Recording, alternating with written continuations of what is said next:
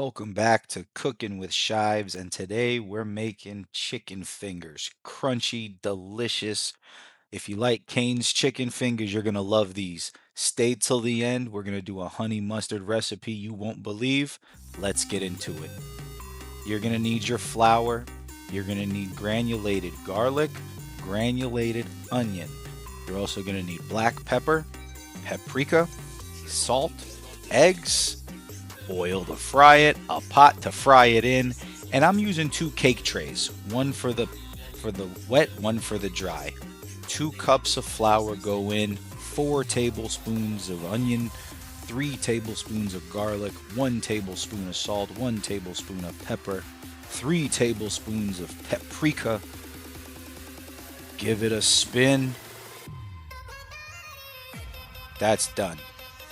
The wet is next. We're going to make our dredge. It's super simple, barely an inconvenience. We're going to get 2 eggs, give it a scramble. For every egg you use, just a rule of thumb, 1 tablespoon of water to every egg. We've got our chicken, 4 chicken breast. Slice it up, nice thick pieces, about the size of maybe 2 fingers, maybe 1.5 fingers.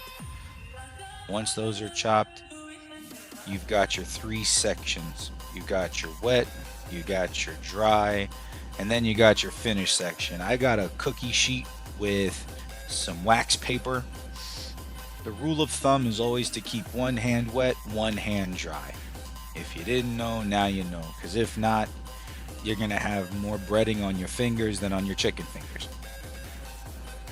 So we start with the wet hand, grab the chicken, throw it in there, drop them into the breadcrumb with the dry hand, dust them over. We're going to do that process twice. Throw them back in there. You can already see the color from the paprika. And then wash, rinse, repeat. Once you're done, you're done. If they look like they're starting to suck up some of the flour, some of the mixture, throw them back in there at the end. Now you've got your 3 stations to cook, 3 stations to fry. You've got your pre-breaded, you got your oil. I keep it at a medium heat. It's been preheating this whole time, and I got the screen on the end there to catch them and let them dry when they're done. If you're not sure if your oil is ready, you see how it's starting to react. That'll tell you. If you drop one and it's not bubbling right away, take it out. You don't want it to sit in there and just soak up the grease. You want it to be cooking while it's in there. You may wonder, how do I know when I'm supposed to pull them out? It'll take a few minutes. The name of the game with this is patience. What you're going to want to do is just wait. I keep it at a 4. We're just going to give it a few moments to sit. A few moments later.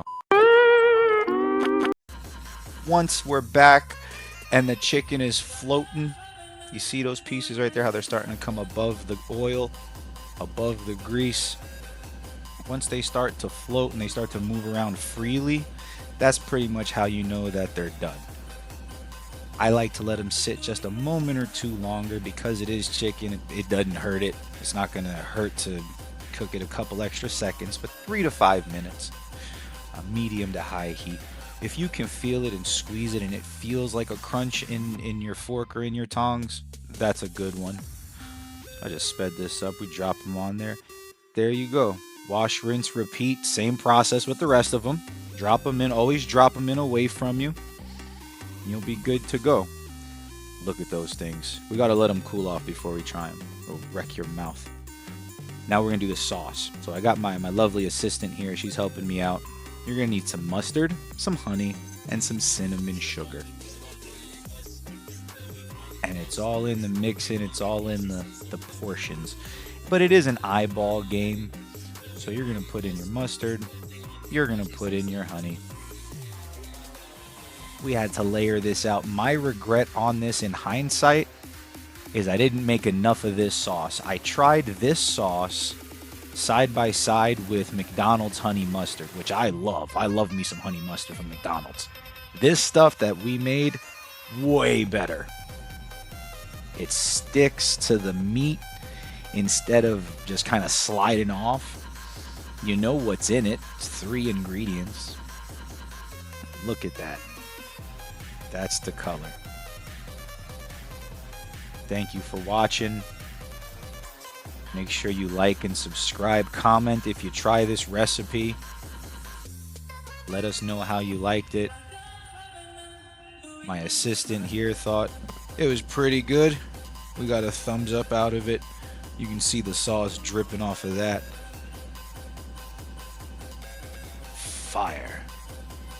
Fire. Again, make sure you subscribe for more cooking content. This was Cooking with Shives, and I'll catch you in the next one.